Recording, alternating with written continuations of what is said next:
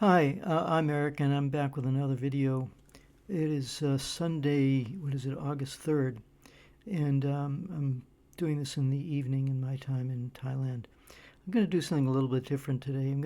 I'm calling this I guess you could say, the March of the Inevitable.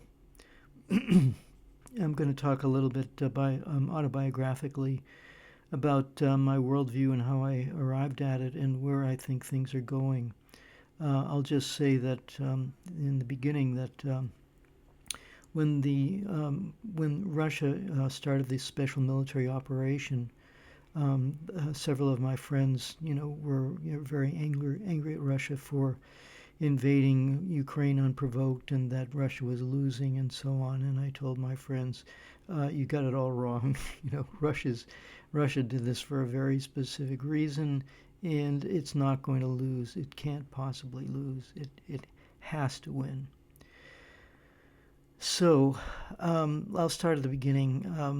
I grew up in a Jewish family, and my grandmother told me that her family had been killed by the Nazis. So I always have had a kind of, you could say, a visceral um, fear of, as I thought at the time, what if the Nazis come back? And that thought stayed with me for many years from, when I first heard her story when I was 9 years old. Well, many years went by, and I, began my career as a Zen student. I practiced as a monk for several years, and I think I developed partly, I went to university actually in between 1966 and 1970, and I was majoring in chemistry at the time, in the very beginning. But I lost heart in it. Maybe it was just because it's very difficult, but I think a lot of it was because this is my sophomore year, and I was in a play called Wojciech. And Wojciech was basically about a soldier who was treated like cannon fodder by his superiors. And this play that was made, I think, in 1832 or so, was one of the first, it was called expressionist plays, because it had a, an anti-authoritarian point of view.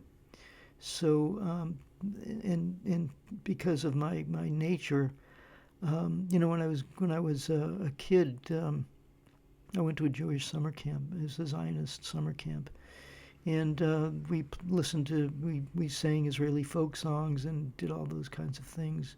And it was a wonderful summer camp. I mean, all the rich kids went there, and the only reason why I was able to go there for a full 8 weeks was because my mother, who had lost her husband, my father, she got a job working in the summer as the director of the girls' camp, and so I got a free ride to be in the boys' camp. So that's how I got there.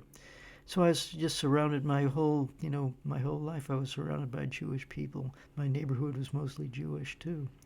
Um, but we knew these stories about the Holocaust and so on, and there was this feeling that I got that, well, it's not just Jews they're not the only ones who've suffered tremendously. There's been many, from what I understood from history, many races, many peoples have been wiped out. The Mongols and invasions and terrible wars have gone on throughout human history, and many innocent people have died. So it wasn't just the Jews, but there was this feeling that was kind of inculcated into us at the Jewish summer camp that it's us Jews who are special. But I started to develop a kind of a different, a skeptical attitude towards that. However, I did have a strong feeling of a sense of justice and injustice, that there's a lot of injustice in the world. And when I was in the university, the Vietnam War was going on, and I just thought, this is, I want no part of this, this kind of violence towards people who have never threatened me. And I had a kind of a pacifist attitude because I had read the biography of Albert Einstein, who was considered pacifistic, and he also was a very socialist sympathizer. He felt that socialism was really the only way to really run a society where the wealth of the society is spread fairly, not concentrated in a small group of wealthy people's hands. So these were the kinds of attitudes that I developed even as a young person. And then, of course, when I started studying Buddhism, one of the main points in Buddhism was this concept, as like we call them, vows. And one of those vows is that we save all beings. In other words, there's no exclusivity about who should be saved and who shouldn't be saved. We help everybody we can because we're all in this together. There's none of that sense of exclusivity. So that's how I basically kind of shed the Jewish aspect of exclusivity. Although I will say that as Judaism developed, I would say after the Enlightenment period, like after starting from around the maybe 1600s or so, you had somebody like Spinoza, who was a Jewish philosopher, who developed a different understanding of what God is. His understanding is that it's more universal. It's not like embodied in a single entity, and so that appealed to me as well. And this also accords with a kind of a Buddhist understanding where all things are connected and there's no self-existent entity. There's no boss, no one up in the sky who's telling us what to do. So that again was a kind of formative aspect of my thinking. So after I finished university, I didn't want to be part of this whole system. I wrote a letter to my cousin who was my age, and I said, we're living in a dog-eat-dog world, and I don't want to eat the flesh of dogs. I was fortunate in that there was a Buddhist community that I went to, and I think I would have had a very, very difficult time getting along in the world based on my resistant attitudes towards the society. But I was fortunate that there was a community that I could live in, and I felt good being there. I was there for a number of years. So that takes us up to the 1980s or so, and then in 1980, Reagan came into office, and he was calling Russia the Soviet Union the evil empire, and they were building up military and specifically nuclear weapons and nuclear missiles that were meant to, just take out the Soviet Union, to destroy the Soviet Union. And the Soviet Union, in response, started creating missiles that would take out Europe in 10 minutes. So it was a very, very unstable, dangerous situation. One false move. In fact, we came extremely close. At one point, there was a Soviet military officer was examining the radar and saw a bunch of missiles coming towards the Soviet Union, and he said, "Okay, I got to give the order to fire back." Well, it turns out that it was just it was a fault of the radar. So we came very, very close to having a nuclear war because of just a mistake. And if you think that we've overcome the possibility of having mistakes, I think you're making a mistake. Okay, so that was during the 1980s, and so I was active in the anti-nuclear movement. I went to several demonstrations. And fortunately, I also, a friend of mine and I, we were ordained Zen monks at the time. We were in our formal robes, and we went down to the San Francisco Soviet consulate, knocked on the door, and they opened the door. Who are these guys? And we said, "We're Zen monks. We want to talk to somebody. We don't want a nuclear war." So the consul general actually gave us about an hour of his time and gave us some books to read and so on and so forth. So I've had this kind of fairly long history of peace, this idea of peacemaking and so on. And I don't have this kind of inborn hostility towards Russia or the Soviet Union or any of that kind of stuff, which is kind of endemic in our society. For some reason, it didn't. Those kinds of attitudes just didn't take in me. So that takes us up to, let's see, 1990, and you had Bill Clinton as the president. And at this point, because, as I've mentioned in the past, in 1968, I had gone to the Democratic National Convention and seen police officers beating, peace demonstrators. And I just thought, oh, so this is how democracy works. This is our system. So I've had this long-standing, very skeptical attitude about the way our political system works. So that takes us up to the year 2000, and I was on the campaign working for the Ralph Nader campaign with the Green Party. And Ralph Nader's point of view is that the U.S. is run by corporations and it's not fair and it's a very bad system. We've got to do something about it. He, of course, was crushed, and it was the election was between Al Gore, who's the Democratic candidate, and George W. Bush. George W. Bush was the grandfather of George W. Bush was the grandson of Prescott Bush, and it turns out that when the 1990s and during the 1990s we were starting to get the internet and computer technology and so on going, and as a result I started exercising my curiosity, and I came across a book called The Unauthorized Biography of George Bush. That is George Bush the father. So you had Prescott Bush, who was a banker, an industrialist, you could say, during the 1930s, and his son was George H.W. Bush, who became the president, and then you had George W. Bush, the grandson of Prescott Bush, and he became the president. So what happened was I read this book called the Unauthorized Biography of George Bush. That is George H.W. Bush. And in that book, I discovered a lot of very provocative information, you could say.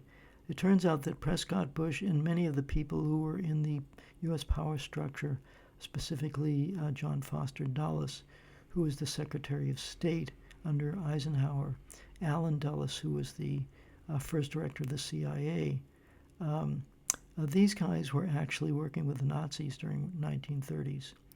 And Prescott Bush he did some financing for the Nazis. So you have, it turns out that you have this family that has ties to the Nazis.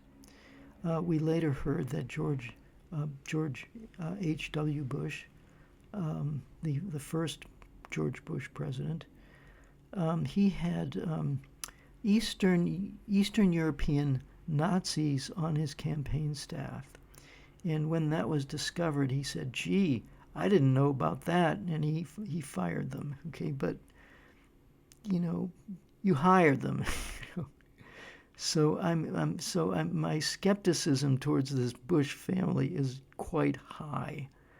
And in the election, many of you may not remember, it's been 25 years, but in that election of 2000, there was a lot of funny business that went on with that election. First of all, Jeb Bush, the president's brother, was the governor of Florida, and he was trying to clean up the voter rolls to make sure that the voter rolls had the right people on them. And as a result, a program was used which threw off several tens of thousands of African American voters. The reason being that, let's say there was somebody named George Jones, and there's a guy in prison named George Jones who happens to be African American. And they picked people's names that were names that could possibly belong to an African American person. And what they would do is they would say, oh, let's go through the voter list. Oh, there's George Joan. He's in such and such a prison. Oh, there's another George Joan. Okay, he's probably a prisoner too. He's a criminal.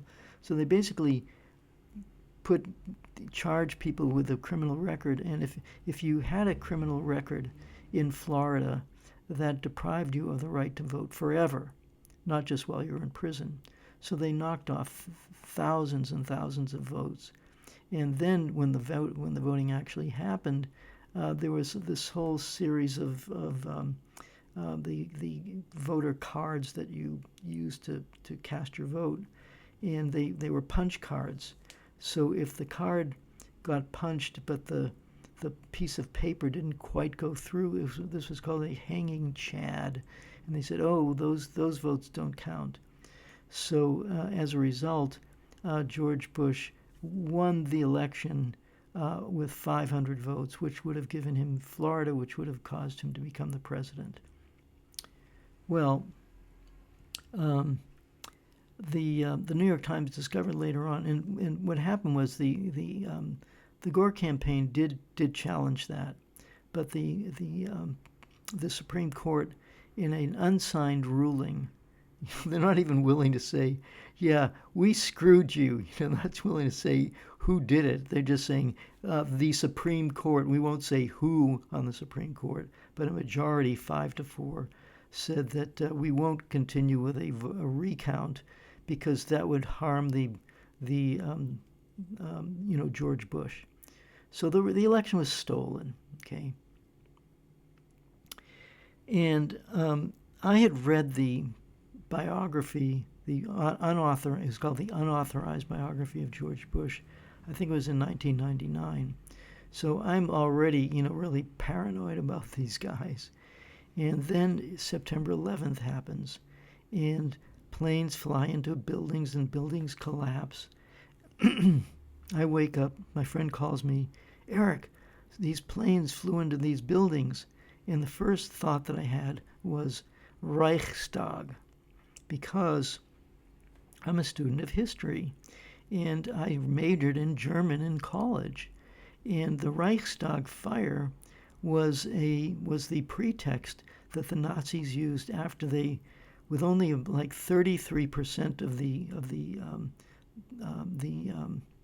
seats in the German parliament at that time, they shoehorned Adolf Hitler into being the chancellor, even though he had only 33%, votes in the parliament. And then shortly after that, you have this thing called the Reichstag fire, where the Reichstag is set fire, and it's a tragedy. And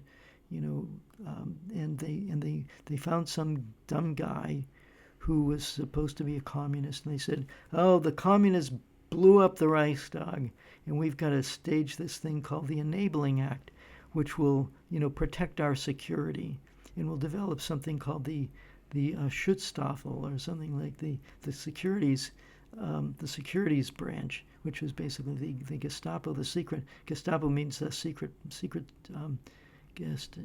state police." And after 9/11 happens, I hear this plane flies into buildings, and I'm immediately thinking, these guys are Nazis. They're taking over the government. They stole the election. They're taking over the government. And then in the wake of the attack on 9/11, some other very strange things happened. So there was an anthrax attack. And several of the senators got letters with anthrax spores in it. So the whole country is in a complete state of panic. And I'm just looking at this and I'm just thinking, the Nazis are taking over in this country. I mean, you look at these people, they've been operating for decades. George Bush, in the unauthorized biography, George Bush was in Dallas the day that JFK was killed, and Prescott Bush had participated in an attempted coup against Franklin Delano Roosevelt. So when you know about these are kind of little breadcrumbs that you follow, and you think, this pattern I'm seeing here does not look very good. So by the time 2004 came around, um, there was another stolen election where John Kerry, who was I think was a senator at the time, but he was also a fraternity brother of George W. Bush and Yale University. In a university fraternity, it's a secret fraternity where only like 10 people get inducted every year, and this fraternity is called Skull and Bones. Which is this university fraternity was founded by drug dealers who had imported opium into China during the 19th century, along with the British. Because the British basically they used literally gunboat diplomacy, where they took their gunboats up. They threatened the Emperor of China, and they said, "You have to sell opium in your country." And as a result, China as a society was virtually destroyed, during the 19th century because of forcing opium onto the population. And the Americans were not just the British, but the Americans were involved in it. The guy who founded this fraternity, was a drug dealer. And you have these people, and they're stealing elections, and they're all colluding, and you ask them, can you tell us about your fraternity, Skull and Bones? They both, George Bush and John Kerry, said, it's so secret we can't tell you about it. This is, speaking of government transparency, you'd think the President of the United States, we should know a little bit about his background. But there are certain things you're not supposed to talk about, kind of like the Epstein files. You see, it just keeps going on and on. So I just thought, I had this idea that the Germans took over Germany in 1933. They armed themselves to the teeth. They started, wars, but by 1945, they made the wrong choice by messing with the Soviet Union. They attacked the Soviet Union in 1941, June of 1941. And after initial successes, which were devastating to the Soviet Union, the Soviet Union lost, 27 million people.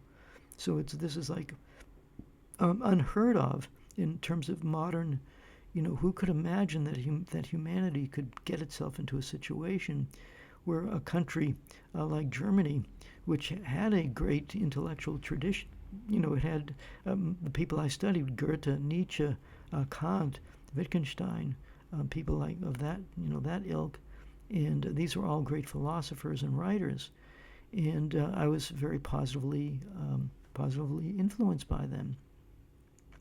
And they were great composers, musical composers.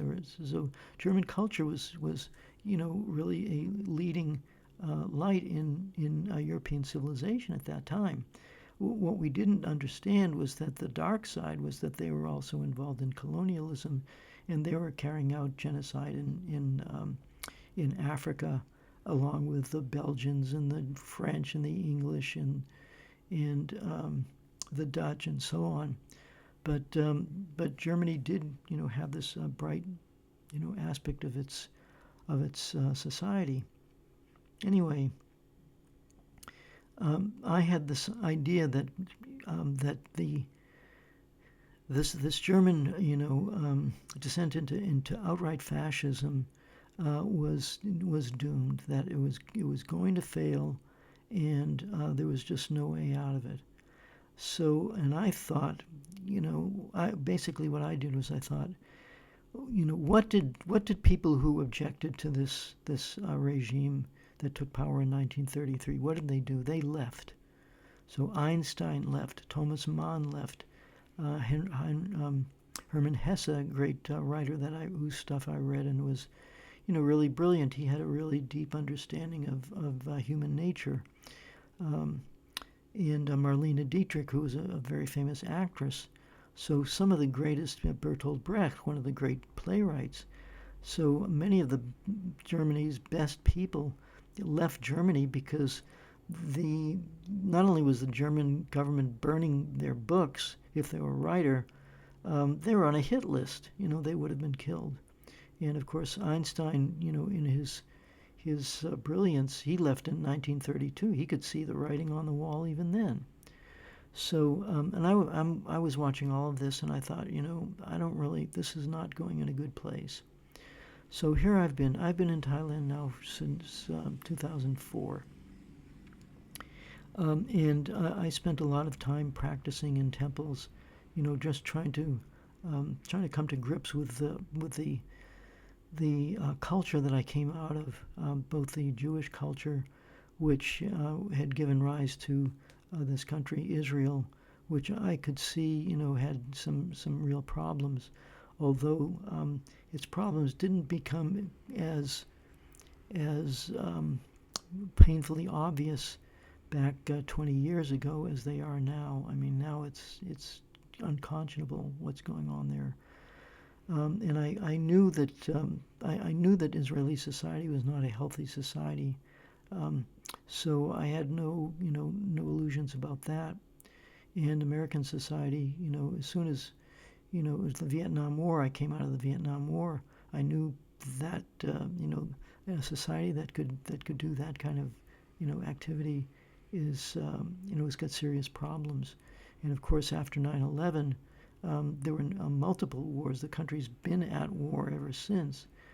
So that is the reason why I finally decided to, it was in 2004, I came to Thailand to spend a lot of time in temples just to kind of air things out and to kind of, I wanted to like face my own demons, you might say, my own personal life demons as well as the demons of the society that I came from.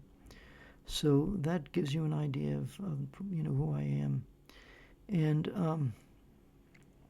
but I made a mistake in that I thought that the trajectory that America was on was going to result in a crash, just the way it did in Germany. But as we all know, it wasn't. The German Third Reich, the Nazi regime, came to power in 1933, and by 1945, it was gone. It had been invaded by the English, the French, the Americans, and of course the Soviet Union did 80% of the fighting. Actually, the Soviet Union wiped out the Wehrmacht, and the Allies, quote unquote, the other allies, mostly English and Americans, they did really. It was like a mopping up operation. I mean, they were facing a German army that was severely damaged by the attacks of the Soviet Union. So I thought that things were going. I thought the United States was going to crash, within 10, 15 years, something like that. Well, here we are in 2025, and I have this sense of inevitability, as I was mentioning at the beginning, when the Russian Federation went into Ukraine, because they saw that the coup government that the United States had installed in Kiev, Ukraine, in 2014. And I'll mention that because of the way I'm wired, I was onto that, even as early as 2013. I came across a website called The Saker, and this is a guy who's a Russian. He's ethnic Russian, and he was anti-Soviet. But in the course of his development as a person, he realized that this was not a war of the United States against the Soviet Union. It was a war of the West against Russia as a civilization, as a society. And there are various reasons for that. Just a couple are that Russian society is based primarily on Russian Orthodoxy. And Russian Orthodoxy was a kind of a holdout against Western Europe, which was which was dominated by the Catholic Church and then the Protestant Church. And the Russians, being a very traditional society, kept their Russian orthodoxy. So the West had a bone to pick with Russia just on that basis. But there were a couple of other aspects to it. I think the British, in particular, really have it in for the Russians because during the American Revolutionary War, Catherine the Great, she was actually doing business with the American colonies and supplying them with stuff that they needed, so she indirectly helped the United States come into existence. So the British were not happy about that. And then during the Civil War, the American Civil War, the British really they were trying to split the United States because they knew that it was a rising power, and the British modus operandi is always divide and conquer. So their plan was to divide, to encourage this division in the United States between North and South, and also, of course, the use of slaves was a very profitable business in the South, and that made it possible for the British to get cheap cotton, and that was great for their country, or at least great for the oligarchs that run the country of England. So, in 1853, the British invaded Crimea, which was part of the Russian Empire at that point. And of course, it was a difficult war. It was kind of uncertain who won, but basically Russia maintained control over the Crimean Peninsula. So the British have had it in for Russia for a long, long time. And when World War II was ending, Winston Churchill basically undermined Roosevelt's vision for getting along with the Soviet Union, and instead the imperialistic elements, you could say, of U.S. society inserted Harry Truman, who was very naive and unsophisticated person, and so he got it into his head to use nuclear weapons as a demonstration, not just to destroy Japan, but basically he went to a conference and he said to Stalin, "We've got this weapon now, and you better mind your business, or else, we're going to use it on you." And of course, they actually did have many plans to use nuclear weapons on the Soviet Union and now on Russia. And also, it turns out Harry Truman was in a tough fight for the election in 1948. And some wealthy Jews, apparently, this is the second time I've heard about this recently, some wealthy, somebody gave him $2 million and said, please make sure that Israel becomes ratified as a state by the United Nations. So Harry Truman, made two major mistakes which have caused innumerable problems, because of his presidency. Not to mention the Korean War, Okay, so I'm bringing this up because in 2000, as I mentioned, in 2014, things kind of came to a head. The CIA had been interfering in Ukrainian affairs. Even though Ukraine was part of the Soviet Union, but they basically encouraged this kind of divide and conquer tactic. They weaponized, you could say, the most extreme elements of Ukrainian society. They're Ukrainian nationalists, but this was just not an ordinary nationalism. This was a racist nationalism, where if you're Russian, you've got Mongol blood in you. You're not pure-blooded, pure Ukrainian, and so you can't speak Russian. And in fact, we're quite happy to put you on knives. So when this coup occurred, these extremist Ukrainians were chanting, "Russians on knives, Russian on knives, kill Russians." So this was going on in 2014. then there was a massacre of Russian speakers who had resisted it, and they started attacking people in eastern Ukraine.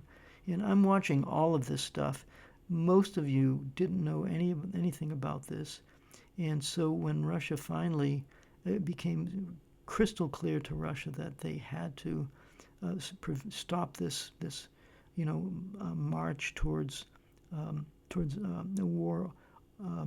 They were going to put nuclear weapons in Ukraine 10 minutes from Moscow. And we know that the United States wouldn't tolerate that in Cuba.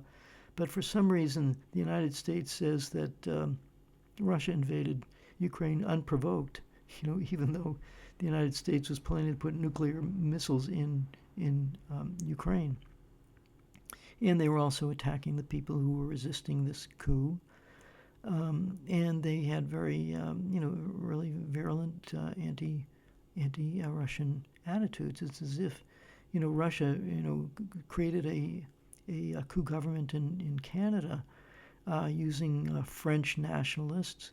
And these French nationalists decided that they were going to persecute anybody who spoke English, and they were going to install nuclear weapons in Canada pointed at the United States. This is the analogy. So anybody who says that Russia invaded Ukraine unprovoked simply doesn't know what they're talking about. But what I also didn't understand was that Russia did figure this out. They react slowly, but it became clear to them that they had basically unilaterally disarmed. They cut their military budget by 75% when the Soviet Union, ended. And then they realized they're going to have to do something. So they basically rebuilt their military-industrial complex to the point now where they're dramatically outproducing the combined militaries of the United States and all of Europe. So that's why I say that this is an inevitable situation where Russia I was just listening to a podcast today, and they were talking about how for Europe, losing Ukraine would be an existential, it's an existential threat. Well, excuse me, but Ukraine is not part of NATO. It is not as if Russia is going to use Ukraine as a vector to attack Europe.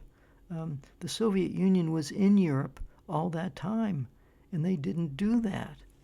But the United States and England are always, talking about how evil Russia is, and they're going to invade. The British are saying right now, they're saying, we have to get ready because of the Russian threat. Well, let's see. How many times has England attacked Russia? It attacked Russia in the Crimean War, and it attacked Russia in 1917 after the Russian Revolution, and they're using Storm Shadow missiles to attack Russia now. So they've been attacking Russia. They've attacked Russia 3 times, in the last, since 1853, and they've had a hostile attitude ever since, certainly since Churchill, had come to power, and so this whole notion that they have about, Russia being the threat, they're the threat. The West has been a threat to the entire planet for 500 years, and yet they're always complaining. And yet they project the hostility and aggression that they direct towards the rest of the world. They interpret people's resistance to being attacked as hostile. Well, if you go and invade a country and the people rise up against you, don't complain about their hostile attitude towards you. So this is the mental illness that the West collectively suffers from. So I just want to kind of finish up here by saying that I think that we're on a track that I kind of look at my life and I see this whole series of events I look at the Europeans who have had, numerous wars. They've been fighting each other, and when they're not fighting each other, they're colonizing the rest of the world. This is a European culture is it's a very violent culture, basically. And the United States is a very violent culture. How did they, take over the North American continent? It was genocide and slavery. And the rest of the world has reached the point where they're saying no more. And so the question that I'm going to leave you with is, when Russia, finally does win in Ukraine, it has to take out that fascist government that the U.S. installed. Has to do it. When they do that, are the Europeans going to say, "Okay, we lost," or are they going to say, we're gonna have to use nuclear weapons to stop the Russians? So that's where we stand now, and I'm saying from the point of view of inevitability, things are not gonna. The European project is finished. That's clear. The American hegemony is finished. These events are inevitable. It's just the march of history. But how it will end up, that's the part that I don't know, and it is problematic, and it is kind of scary. Things could go well if the United States wakes up and Europe wakes up and they realize, gee, why don't we, let's make friends with Russia, and we can use their natural resources. Just pay a fair price for it. Don't try to invade it. Don't antagonize them. Let's just do business. But you see, the Europeans and the Americans, that's not how they built their empire. They built it through war and slavery and aggression towards other countries. So this is the habit that the West has to break, and they're either going to break it peacefully, or the whole world is going to go up in flames in nuclear catastrophe. So that's kind of my rant for this evening. And again, if you'd like to support my channel, please, you can. There's a place below where you can, make a contribution or buy a T-shirt or something of that nature. So thanks again for listening, and I'll talk with you soon.